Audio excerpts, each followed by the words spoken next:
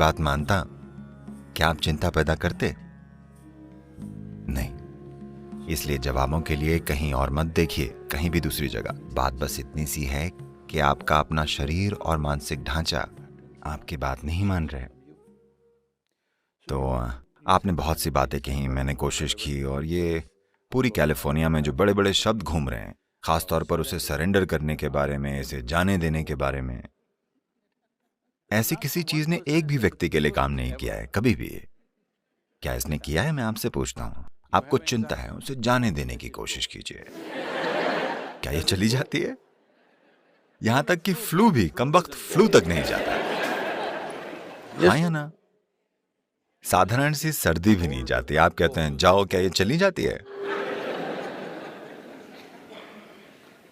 इसलिए हमें समर्पण के इन सजावटी चक्करों में नहीं पड़ना चाहिए। ये सब इधर उधर की बातें हैं। कोई नहीं जानता कि समर्पण क्या है, क्योंकि जब ऐसा होगा तो आपको पता ही नहीं चलेगा कि ऐसा हुआ है। आप ऐसा नहीं कर सकते, मैंने समर्पण कर दिया, ये कैसे संभव है? तो उन चीजों को छोड़कर, खास तौर पर जैसा मैंने कहा है, आपने यूजर मैनुअल को नहीं पढ़ा है कि ये कैसे काम करता है। हमें इस पर ध्यान देना होगा। ये सिस्टम इस तरह से बना है कि अगर आप अपना हाथ ऐसे रखें तो ये एक तरीके से काम करेगा, अगर आप ऐसे करें तो ये दूसरी तरीके से काम करेगा। ये एक अद्भुत प्रक्रिया है। अगर ये कोई सरल चीज होती तो हम इसे छेनी हथौड़ी से कूट पीट कर सही आकार में ले आते, ठीक है? ये बहुत ज्यादा परिष्कृत है। ये मशीन असाधारण रूप से जटिल है। ये जिस चीज के लिए बनी है उसे उस तरह इस्तेमाल करने के लिए व्यक्ति को एक निश्चित तरह का ध्यान देने की जरूरत है, वरना यह खुद को अस्त व्यस्त कर लेगी। अब कई कारक हो सकते हैं, जेनेटिक कारक हो सकते हैं, सामाजिक कारक हो सकते हैं, कुछ पालन पोषण के मुद्दे हो सकते हैं, तमाम तरह की चीजें हैं। पर अपनी समस्याओं के लिए इनमें से किसी भी चीज को कारण मत ठहराइए। जरूरी बात बस ये है, आप अपने मन को वैसे नहीं रख पा रहे हैं जिस तरह से आप उसे चाहते हैं। आपकी बस यही समस्या है ना? जिस पल आप कारण देते हैं कि मैं ऐसा इसलिए हूं क्योंकि मेरे पिता ऐसे थे, मैं ऐसा इसलिए हूं क्योंकि मेरे दादा की जेनेटिक्स ठीक नहीं थी, तो समझिए आप खत्म हैं। क्योंकि अब हम उन व्यक्तियों को बदल नहीं सकते। Yes. अब आप कोई अलग पिता या दादा नहीं चुन सकते, अब वो बीत चुके हैं। पर आप इसे रूपांतरित कर सकते हैं। आपको यह समझना चाहिए, अब भी इससे कोई फर्क नहीं पड़ता कि आपको चिंता का विकार है। फिर भी अगर आप एक गाजर का टुकड़ा भीतर डालते हैं तो यहाँ एक ऐसी बुद्धिमत्ता है जो एक गाजर को एक मनुष्य में रूपांतरित कर सकती है। इसका मतलब हर रोज आपके भीतर एक नए शरीर का निर्माण हो रहा है ना? टुकड़ों में हर रोज एक नए व्यक्ति का निर्माण हो रहा है। जब सृष्टि का स्रोत आपके भीतर काम कर रहा है और लगातार एक नए मनुष्य का निर्माण हो रहा है, अगर आप इसकी थोड़ी सी भी जिम्मेदारी ले लें तो आप पूरी तरह से एक नई शारीरिक और मानसिक प्रक्रिया का निर्माण कर सकते हैं। पास एक बुद्धि है जिसके लिए आपके पास कोई पर्याप्त स्थिर आधार नहीं है, या दूसरे शब्दों में आपके पास एक तेज चाकू है। माफ कीजिएगा, बहुत ही तेज चाकू। A very sharp knife in your hand, but your hand is not steady. आपके हाथ में एक बहुत ही तेज चाकू है पर आपका हाथ स्थिर नहीं है। जरा देखिए, ये आपका ही मन है जो सारी पीड़ा पैदा कर रहा है ना? हाँ या नहीं? तो आपके पास है बहुत तेज चाकू है, ये जितना धारदार होगा उतना ही आप खुद को काट लेंगे। तो हमें चाकू को कुंद नहीं करना है, हमारे पास बस एक स्थिर हाथ होना चाहिए, है ना? इसके बारे में कुछ नहीं किया गया है। लोग इन तमाम शांतिकर दवाओं और बकवास के साथ जो आप लेते हैं उससे चाकू को कुंद करने की कोशिश कर रहे हैं। चाकू को कुंद करना हल नहीं है, क्योंकि अगर आप अपने होने की संभावना को ही कम कर देते हैं तो सब ठीक होगा। अगर हम आपका आधा दिमाग हटा दें तो आप काफी शांत रहेंगे, क्योंकि चिंता पैदा करने के लिए थोड़ा दिमाग लगता है।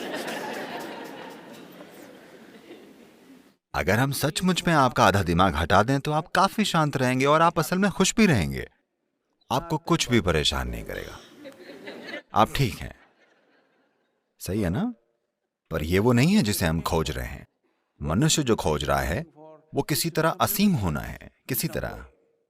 और अगर ऐसा होना है तो आपको एक स्थिर आधार बनाना होगा। चाकू को हटाने की जरूरत नहीं है, चाकू को कुंद करने की जरूरत नहीं है, बस हाथ को स्थिर रखने की जरूरत है ना? कोई प्रक्रिया नहीं करनी है। To do that. जो इनर इंजीनियरिंग का, योग का बस यही अर्थ है। जब मैं योग कहता हूं, कैलिफोर्निया में रहने की वजह से उन सभी असंभव मुद्राओं की कल्पना मत कीजिए। योग का अर्थ मुद्राएं नहीं है, योग का अर्थ है मिलन, ठीक है? योग का शाब्दिक अर्थ है मिलन। ये मिलन का पहला रूप है।